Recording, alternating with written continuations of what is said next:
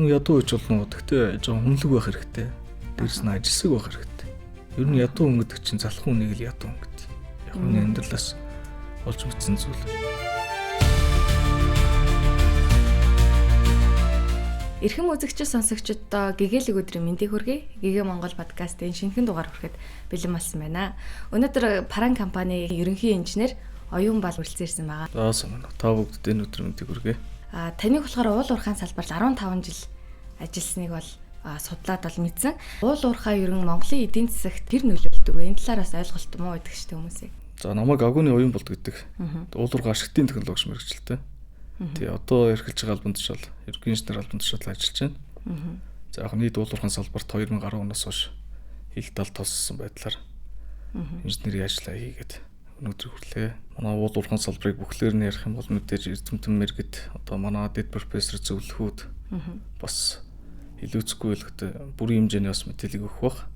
Миний хувьд яг дуулсан яг энэ хугацаанд ажил хэргийн хувьд болохоор миний бодлоор хэлэхэд за өнөөгийн нийгэмд бол уул уурхай салбар бол голлох Монгол орны хувьд бол голлох салбар бөгөөд за мэдээж одоо дангаараа экспортын 80% орчим хувийн дангаараа хангаж байна. Ард орн болон иргэдийн амьдралд бол ихээхэн ач холбогдолтой нөлөөллийг үзүүлж байгаа гол салбар гэж үздэг. Ерөнхийдөө бол уул уурхайн салбар явснараа бидэнд мэдээж үр өгөөж энэ улс орн нийгэм эдийн засгийн үр нөлөө бол хамгийн өндөр салбар. Тийм учраас ер нь уул уурхайн салбарыг ер нь бол бид энгийн ажилчин хүний зүгээс харуул яг чаргагүй бид нар бол холбоотой гэж үздэг. Бидний аж амьдралд. Тэгээ ерөнхийдөө цаашид бол уул уурхайн салбар өргөж өгснөөр Монгол улсын дэд үтсийн асуудал шийдэгдэнэ. Уул уурхай өгснөөр үйлдвэрлэлүүд бас бий болно. Мэдээж бидний өргөн эргэлдэг түгээмэл бүх зүйл ашигт малтмалчин ерөнхийдөө уул уурхайн бүтээгдэхүүн уул уурхайн салбарын явснараа бусад голлох салбаруудад өндөр ач холбогдол нөлөөллийг үзүүлдэг. Яагаад гэх юм бол одоо барилга бүтээн байгуулалт гэдэг чинь ашигт малтмал нь түгээмэл дараалтаа ашигт малтмалыг өсөлтөхөө ашигладаг учраас яг чаргагүй уул уурхайд холбоотой. Уул уурхай бол анхдагч салбар юм. Тэгээ уул уурхай гэдэг ерөнхийд нь бүхлээр нь ярихаас илүүтэйгээр системтэй ярих нь бас чухал гэж үзэж байгаа. Тэгээ нэгдүгээрт геологи агуулгын салбар. Уул уурхай ашиглалт олборлтын салбар. Уул уурхай үйлдвэрлэлийн салбар гэдэг эсгүүдэд хуваагдаж байгаа. Тийм мэдээж уул уурхайн салбарын яг өмнөх хамгийн анхдагч юм бол одоо геологи агуулгын салбар болчиход байна л да. Орд газрыг нийлрүүлж гэн, судалгааг хийж гэн, улс орны эрс соёлын мэргэжлийн зөвлөлд тийм ээ нөөцийг тогтоогч сүлээлгэж өгч байгаа улсууд эрс соёлын санг судалгааныхаа үндсэн дээр нөөцийг оруулж байгаа гол салбар л да. Одоогийн байдлаар ингээ харахад бол геологи уул уурхайн салбар бол ерөнхийдөө геологийн салбар бол жоох уналтанд байна. Мэдээж дараагийн үе холбоо ч юм уу те залгамжлах ёстой. Одоо би ингээд сууж байгаа нь ер нь бол уул уурхайн салбарыг магтаж байгаа юм биш. Гэхдээ геологи агуулгын салбар одоо элсэлт байхгүй болчиход байна л да. Тэгээ залуучууд одоо хандж хэлэхэд ерөнхийдөө геологи агуулгын салбартаа сураад бас нэг түүхийг бүтээгээд их орондоо хэрэгтэй хүн гэдгийг бас харуулаасаа гэдгийг л бас хэлж байгаа. Одоо энэ үеийн маш чадварлаг хүчирхэг зөвлөх инженерүүд ихэнх нь одоо хөгшрөөд бас бурхны орондоо бас явах нь явж байна. Тэгэхээр энэ хүмүүс эзгүүрсний ард дээр хэн үлдэх вэ? Дараагийн халамж залгаа заавал байх хэрэгтэй. Уул уурхайн салбар захаа үргэлжлэл явна. Гэтэл энэ салбар мэргэжлийн хувьд одоо энэ залуучуудыг нэг дунд үедээ тасрах ч юм уу бас аюул нүүлцсэн гэж ил байдлаар харагдаж байна. Уул уурхай салбар тулгамдаад байгаа хүний нөөцний асуудлыг талаар сая ярилцлаа шүү дээ. Тэгээ энэс гадна яг инженерүүд төгсөж гарч ирж байгаа инженерүүд ур чадварын хувьд хэр байдаг вэ? Ур чадварын хувьд хамгийн түрүүлж мэдээж суралцж байна гэдэг чинь бусдаас суралцж байгаа. Шинжлэх ухааны үндслүүдийг олж байгаа. Тооцоол хийж байгаа, зураг зурж сурч байгаа. Одоо инженер гэдэг хүн чинь өөрөө тодорхойлт нь бас хэн дуртамнаас хийждэг. Харах юмыг хэмжих түнд шилжүүлнэ. Зураг болгоно. Зураг бүрэн тооцоотой байх ёстой. За дээрээс хамгийн сүүлд бол эдийн засгийн үр ашиг гэж юм байгаа мó байхгүй мó гэдэг тал дээр одоо чадварыг эзэмсчиж их сургуулийг төгсдөг гэж би ойлгодог.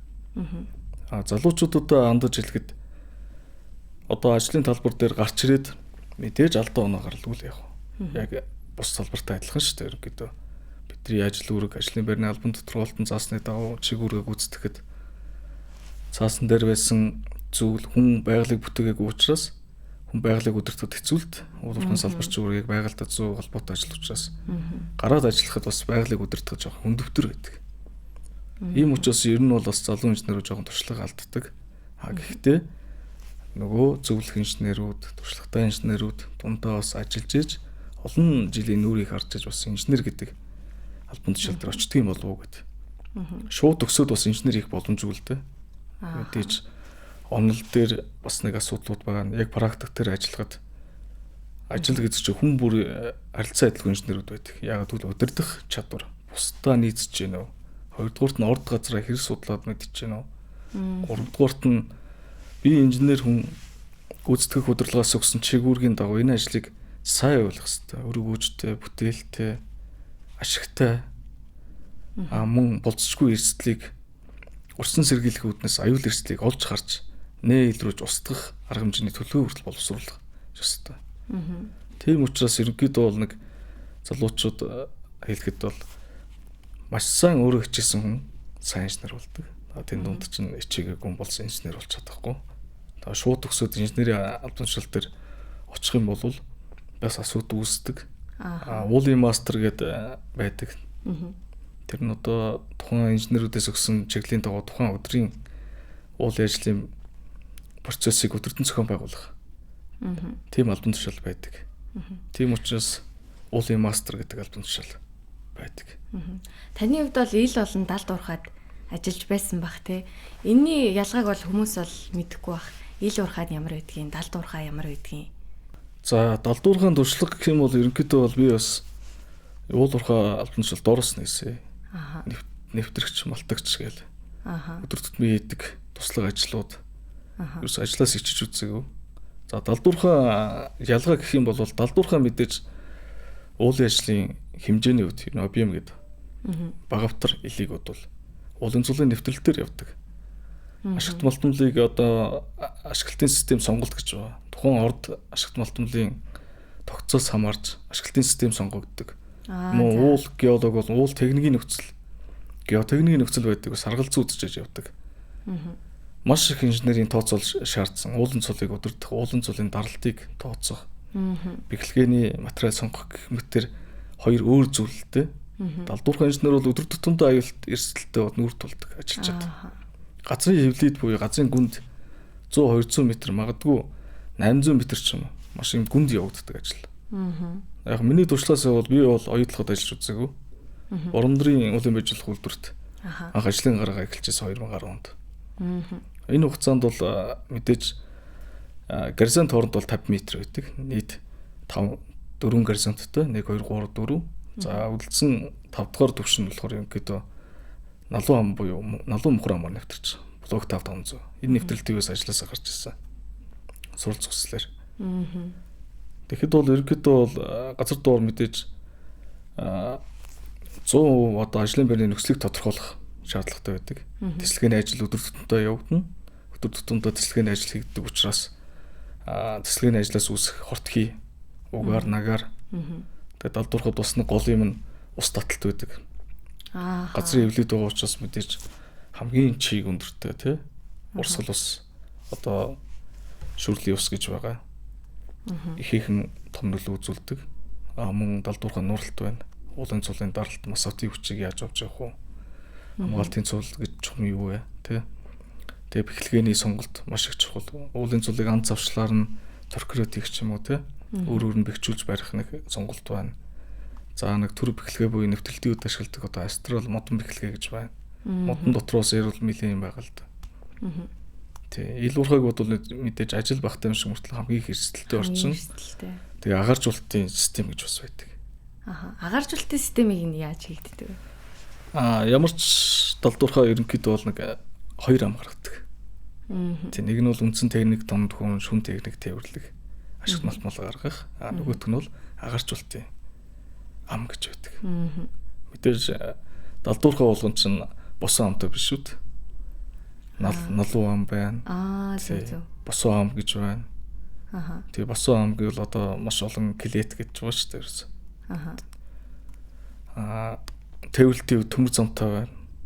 Автотээврийн тээвэртэй байна. Ашиглалтын систем болгоно адилхан биш. Хорш болох байж болно, дэд давхар байж болно, камер нураах арга байж болно. Туузан зөөгөрт байж болно.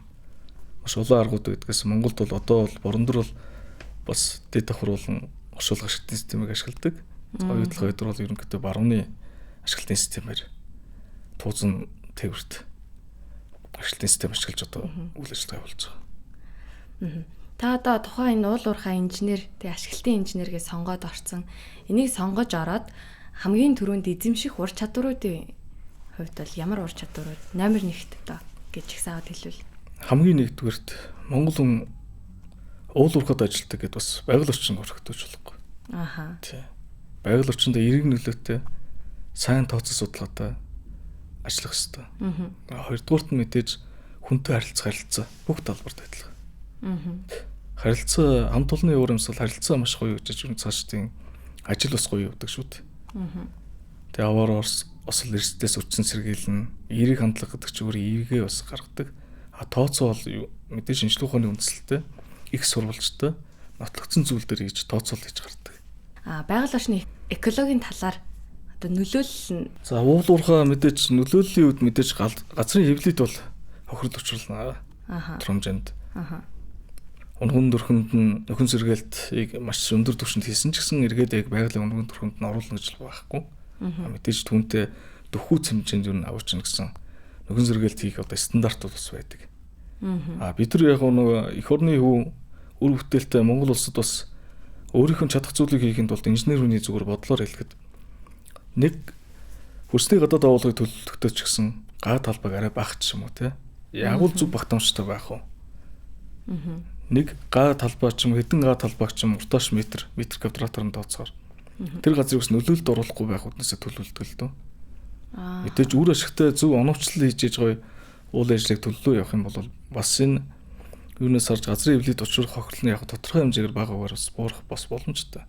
Гэхдээ дөрөнд бас дурдсан шүү дээ. Хүн байгалыг өдөртөж чаддаг юм аа.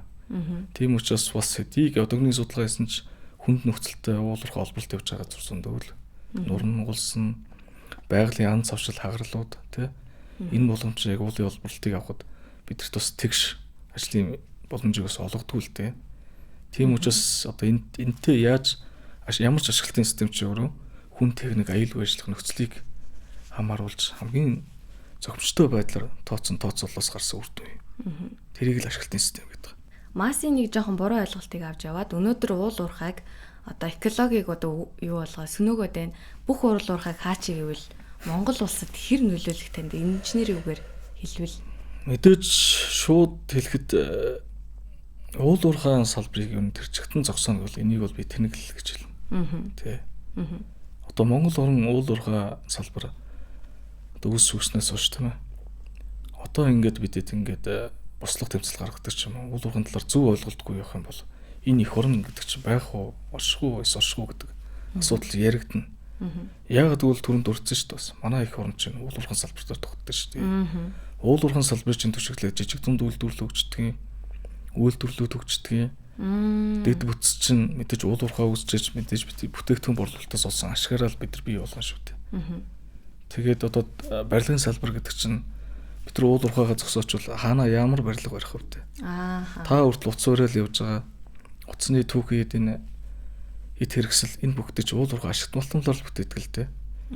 Машин тэрэг одоо ингээл гадуур хүн унлганд өдөртний амьдралдаа эргэлж байна. Уул уурхай ач нөлөө шүү дээ. Гэхдээ уул уурхайг зогсооно гэвэл тэгэл тэр хэрэглээ байхгүй болно. Хүн нэгдлийн үерүүгөө буцаад ухрах уу гэдэг асуудал яригдана. Гэхдээ мэдээж бас арт түмнийг үгүйсгэж болохгүй. Зөв юм ярьж байгаа талж байна, буруу юм ярьж байгаа талж байна. Би өөрөөс бусдад тэмцлийн хөлд өргөдөж исэн.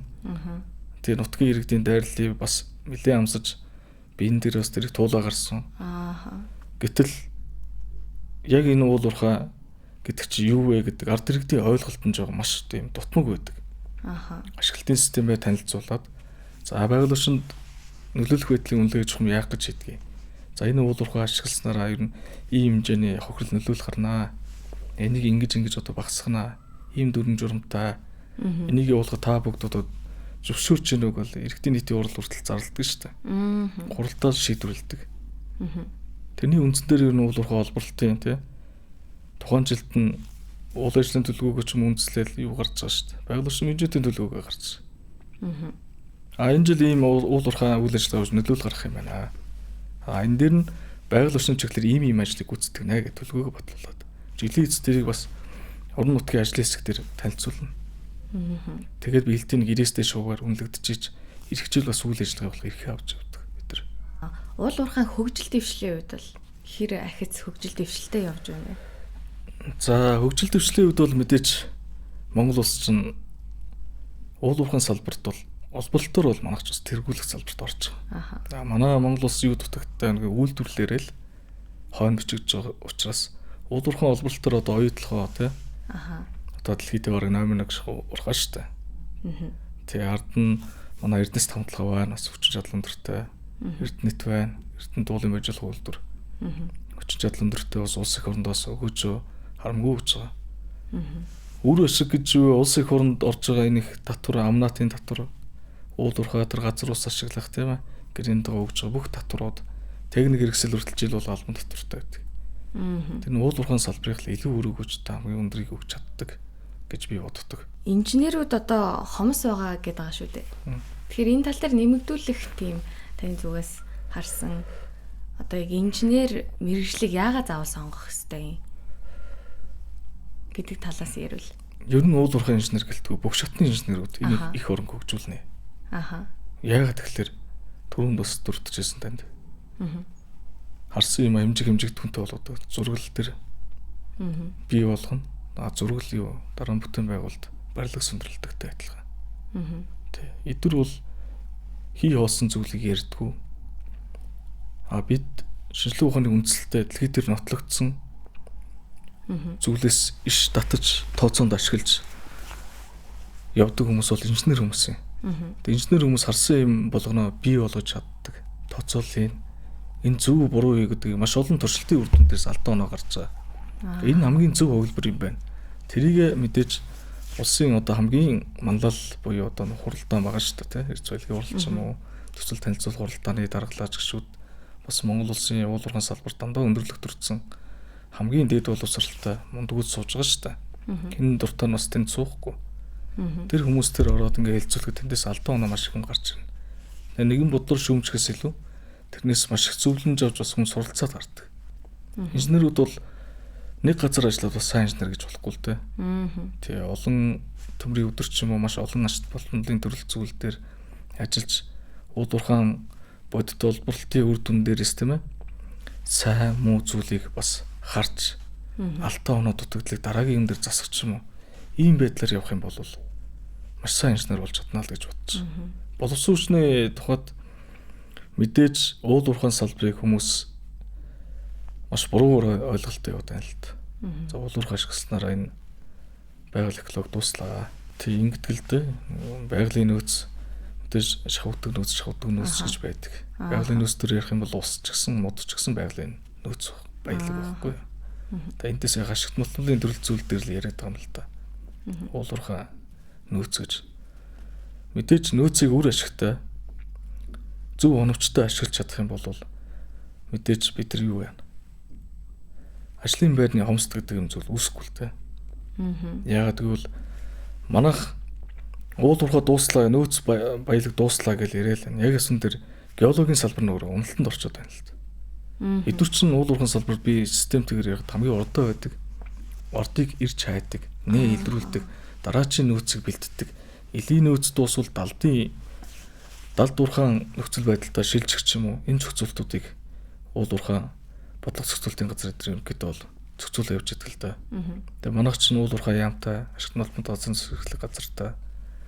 Би бол өөрийн үдээр бол би энгийн нэг зүгээр хувийн аж ахуйн хвшлийн инженер хүн. Гэтэл яг энэ уулуурхайг харлуулад байгаа юм бол ард иргэдийн ухамсарлуу чиглэсэн зөв хандлагыг төрүүлж чадахгүй байгаа.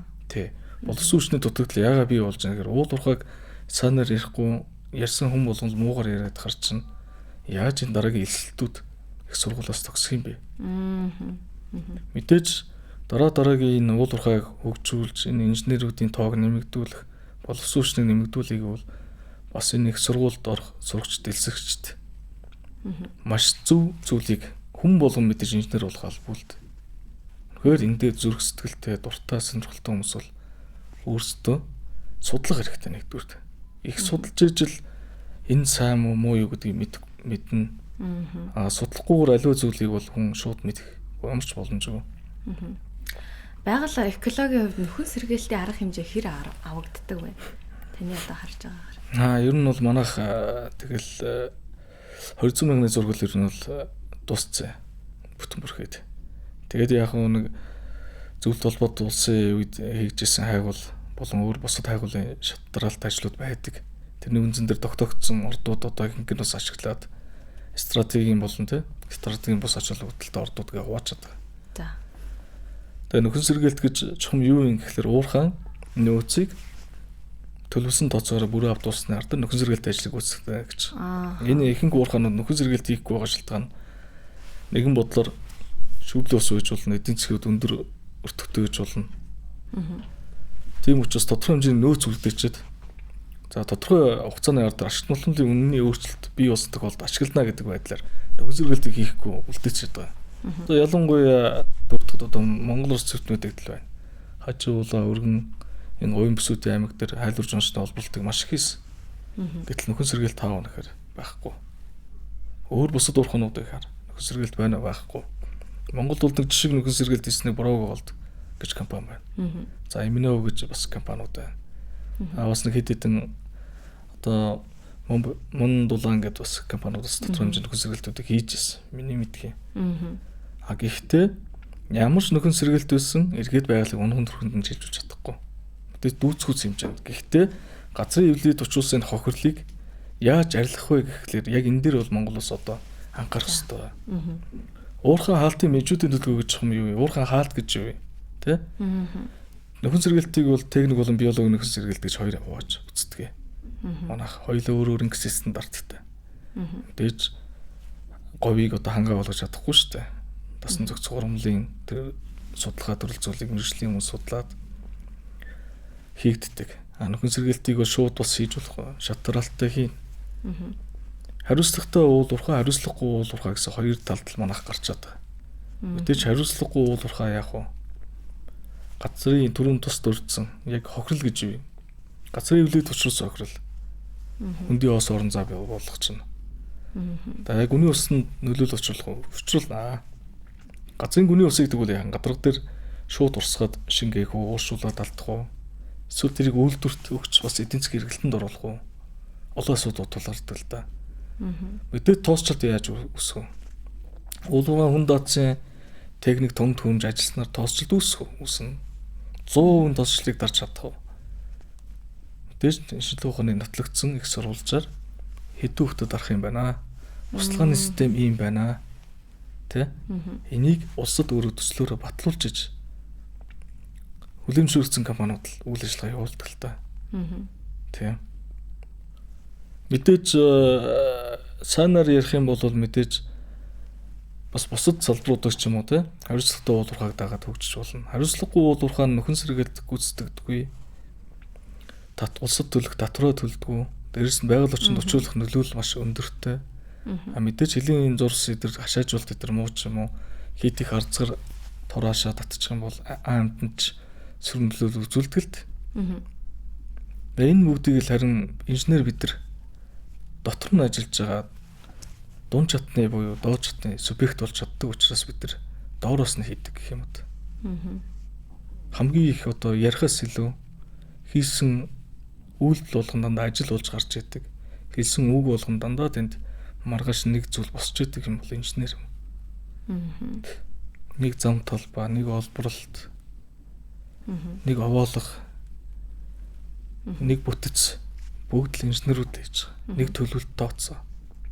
Тэгээ мэдээж инженер хүн гэдэг нэг инженерийг болохгүй баг хамт олонний хүч чадал байхгүй. Тийм учраас Монголынхаа уул уурхайн салбарт мөр зэрэгчж ажиллаж байгаа одоо үеийнхэн бүх залуус болон ирээдүйд элсэх залуучуудаа дээж бас бид тэр их орондоо эргэтэй зүйл хийж байгаа шүү гэдгийг л хэлье. Одоо нөгөө нэг шинжлэх ухаан хөгжихээрээр бас AI гэдэг тийм л оюухан ороод ирсэн. Энэ ерөн тухайн салбарт одоо хэр нөлөөлж байна вэ? Нөлөөлгүй яах вэ? Захасаа авахгүй л тийм л оюухан шилжээд алсын удирдлагатай тунд хөрөмжөртөл уулуурхаан үйл ажиллагаанд ороод явж байгаа хэд хэдэн жишээнүүд байна. Гэхдээ яг Монголын нөхцөлд ингээд аваад үзэх юм бол манайх энэ жилчгээр болоогүй. Одоо тандгийн шууд хэлэхэд бид 21 аймагта дэд үтсийн асуудлыг 100 шийдсэн үү?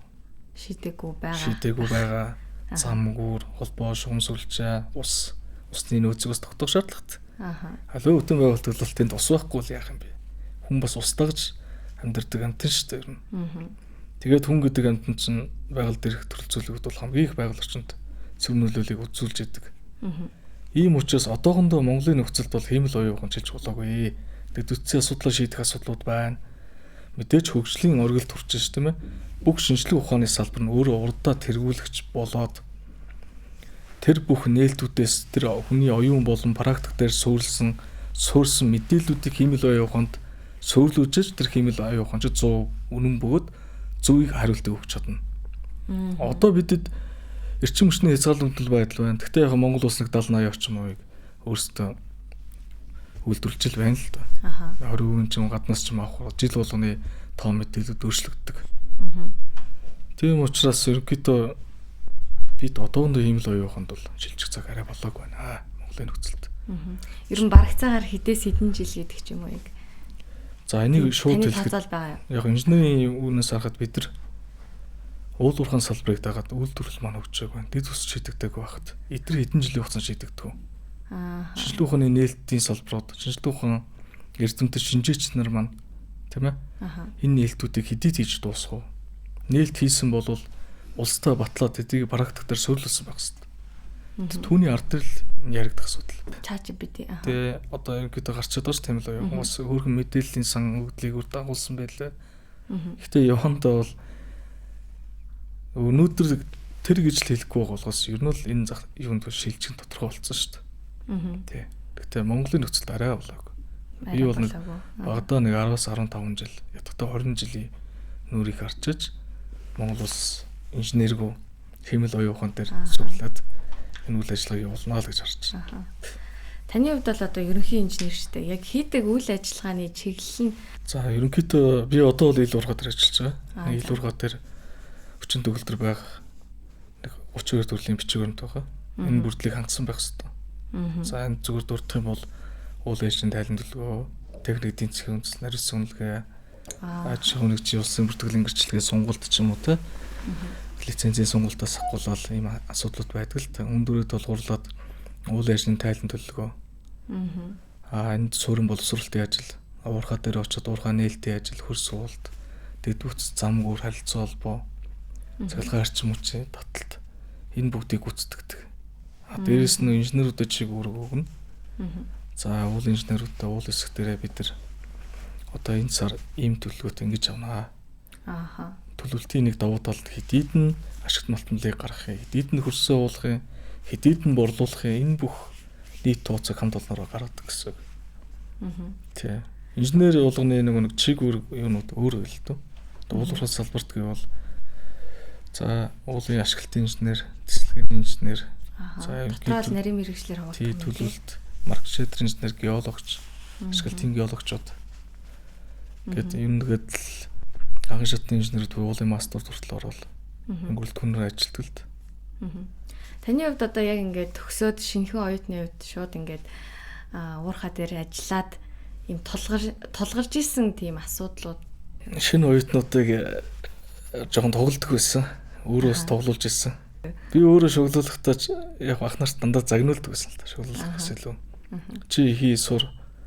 Чи инженер болмоор байна уу гэн болмоор байна гэл. Тэгвэл энийг хийж чадахгүй чи хүнд яаж чиглэл өгд юм бэ? Чи энэ техникийг хөдөлгөж чадахгүй хэвтэж чи хүнд яаж энэ техникийн талаар нь арайд өгөх юм бэ? Тэгэхээр энэ техникийн ажиллагааг чи мэдхээс гадна энийг бас нэг жоохон бариад ч юм өөр үзэлтэй юмыг хийж чи хийдэг инженер болохгүй бол ярьдаг инженер болчвол яах юм бэ? Тэр үеийн бас удирдлага дарга нар айгүй мундаг хүмүүс байсан юм. Одоос ихэнх нь дөрөвт бурхны оронд явчлаа. Тэд нар бол жинхэнэ хүмүүсийг бас сургаж ирсэн. Хүн хөдөлмөрлөх хэрэгтэй, хүн залахгүй байж болохгүй, мэдэхгүй чадахгүй байж болно. Гэхдээ мэдэхгүй бол бусдаас суралц. Бэлэн жишээ байна. Уурхай болгон дээр ажиллаад албан тушаалд шунахаас илүү доороос нь ажлыг хийгээд үз гэж бэлддэг байсан. Энүүгээрээ ялгаатай. Одоо нэг жоохон залуучууд бэлэнчлэгтэй хурдан мөнгө олох гэдэг юм нарийн салбаруудаа орхигдуулаад байгаа юм шиг санагддаг. Би яг үнийг хэлэхэд энэ дээр бас айгүй их бодолтой гэж бодд юм уу? Би иргэн яг тэ улстай дотроо төлөвл их орон улс төрдөө нэг нэлцадгүй. Төр мууголоод би ингээд байна. Их орон ийм муухай болохоор би ингээд байна гэсэн боддгүй. Зүгээр сайн мууч гэсэн эргүүнийхөө зүгээр ажиллаа хийгээл зүгээр яаж нэг их орондоо нэг эрэгтэй хүн байх нэг уулуурхан салбартаа ажиллаад хөгж байгаа татварман ч гэсэн нэг юу л байхгүй их орондоо. Нэр үндийг яаж болж авдаг гэхээр бусдад өнгөж ярьж сурчлагаа хийж биш. Өөрөө туулаад хиндэж биш гэдэг юм бол буян заяа болж орж ирд юм болов уу гэж хардыг. Одоо энэ нийгэмд одоо бэлэнчлэг сэтгэлийг хэн төрүүлж байна? Нийтийн инфлюенсер гээл телевиз зургатаар гардаг зөндөл залуучууд байна яг юм. Би хүмүүсийн сайн мэдэхгүй л дээ. Гэхдээ инженер хүний нүдээр харахаар нэг л хөрсөн дээрээ буухгүй л нэг юм ярьцгаагаад ус төржүүлэл яриад гарагдах юм. Тэрнээс илүү өөрсдөө ард иргэдийн ухамсар өөрсдөө бас хамуулгүй байгаа шүү дээ нийгмээрээ. Яагаад бэлэнчлэг сэтгэлгээд болоод байгаа. Аль нэг зүйлд итгээд шүү дээ. Суглаач юм азанд найдаал. Үгүй бол энэ коин моин гэл гаргаал байна. Цаанаа яг судлал инженер үуч гэсэн бас сонирхол үзчихэл байсан. Цаанаас бас нэг заллингийн юмтай байгаа шүү дээ. Бусдын хөрөнгөн дээр үнийн савлага үүсгэж л ашиг болдог л юу шүү дээ. Нөхцөл байдал шүү дээ. Ойлгож чадах юм байхгүй ингийн үр тайлбар бол. Нөгөө талаар одоо нийгэмд ч нэг хэд хэд инфлюенсерүүд хэлээд шүү дээ. Яг залуучууд мөнгийг бол ингээ олчих болдго юм аа. Тэ? Би зөөхөн компьютерийн юм суугаад нэг платформ ч юм хараал тэ. Одоо захим мөрөдө тоглоом ч юм. Ийм ийгээд харж байгаа хүмүүс яаж ажиллая гэж болгоод бодох. Энийгээ тэг хөвлөн дэмжиж шүү дээ. Одоо миний мэдгэн дээр төгөөгөө залууч байна тий. Улан тэгэл адилхан залуу хүмүүс өөрөө тэг сайхан баян цатгалан сайхан болол амьдрдаг юм богц. Бус залуучуудад гай болж байна л да. Coin ав. Coin бол ийм. Тэг тэрэндээ маркетинг хийгээд иргэдийн ухамсарыг нэгдүгürt өөрчилж байна. Тэгэхээр чин хүн болгоё их сургууль төгсөөд бүгдээрээ инженер багш нар болж чадахгүй шүү дээ. Тэ шар борч ажлын ямар ч ажлын талбар дээр гарна. Нөгөө нарийн мэргэжлийн хүмүүс чинь бүр хайж шүү дээ. Ганц нэг хүнийг уруудтаал нэг 2-3 сая төгрөг болно. Дахиад нэмэгдэн тэ. Хүнийг өвөшөнд оруулах арга юм л да. Тэрний оронд бас нэг хүн аав ээжээсээ ч юм өвөө юм нар нэг буруу юм ярьдгүй шүү дээ. Хүн хөлсөө гаргаж олсон юм бол хутгатан сайн шингэд юм аа.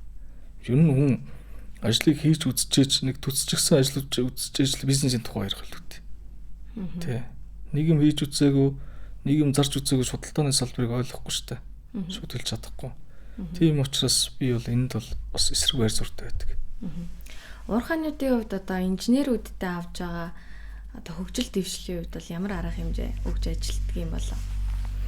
Хөгжил дэвшил нь яг ямар талаас гэдгээс хамаарна л да. Одоо илүү шин сэргэгс одоо нээлттэй байлгах үүднээс байнга сургууль семинар өгжил байгаа хэлтэй. Илүү юун дээр нь чиглэж нэг юм тодорхой байгууллагын философи байдаг л байх л та. Яа байгууллага болгоны соёл ондолд. Төрийн байгууллага байна, хувийн байгууллагууд байна, тэ? Группийн хэмжээндч байгууллагууд байна. Соёл болгон өөр. Зарим миний ажиллажсэн байгууллагууд маш их соёлтой.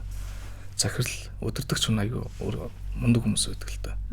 Тэ. Хэн нэгэн дуртай нэг гүйцэтгэх захирал болохгүй л та.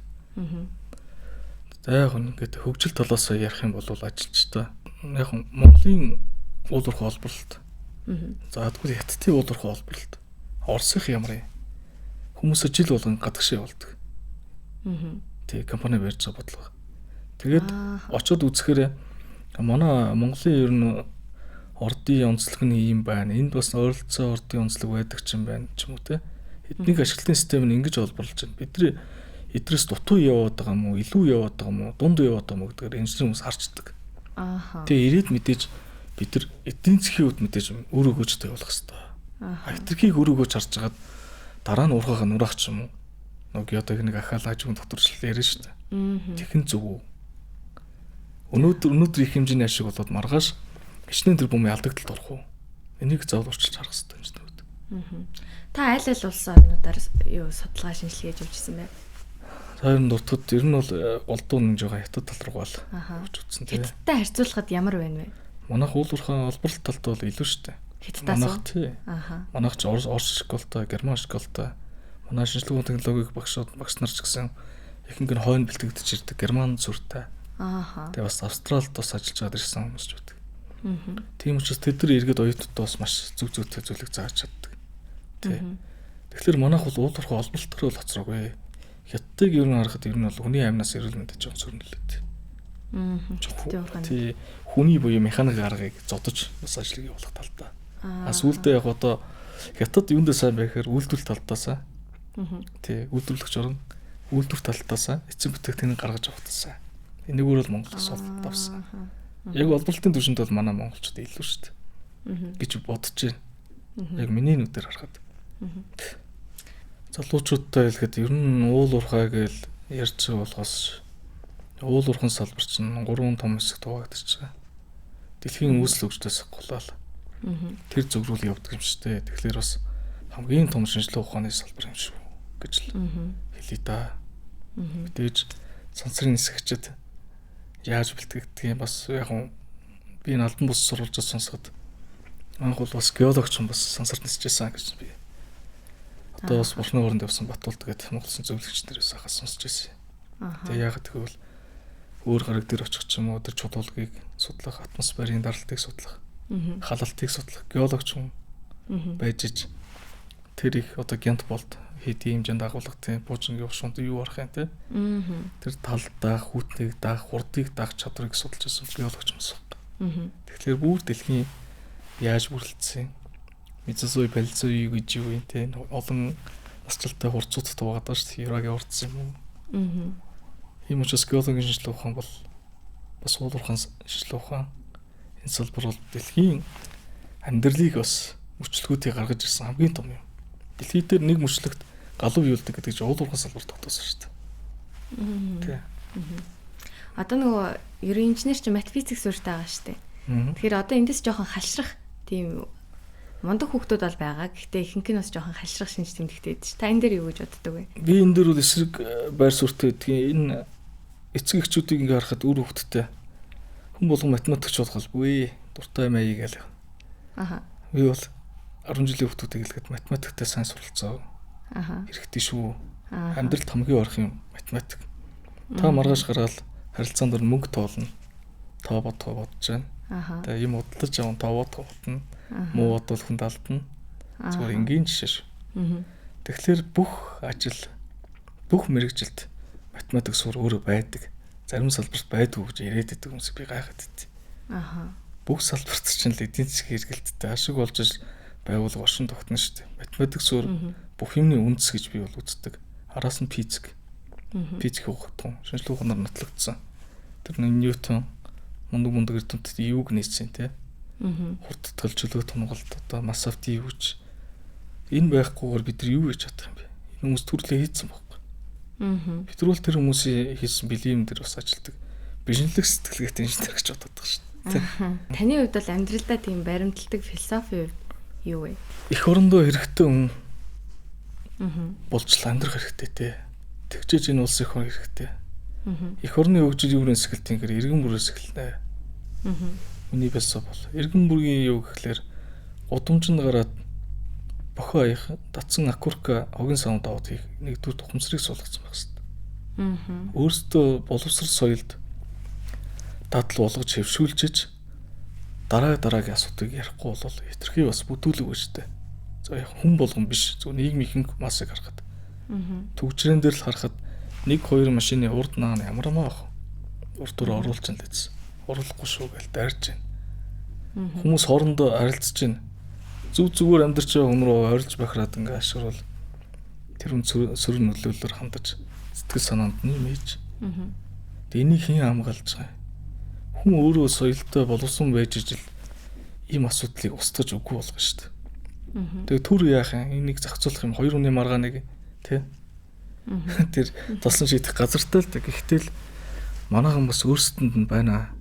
Би яг ядуу гэдээ ярьчих. Би өөрөө чинь амьдралыг туулаад гарсан.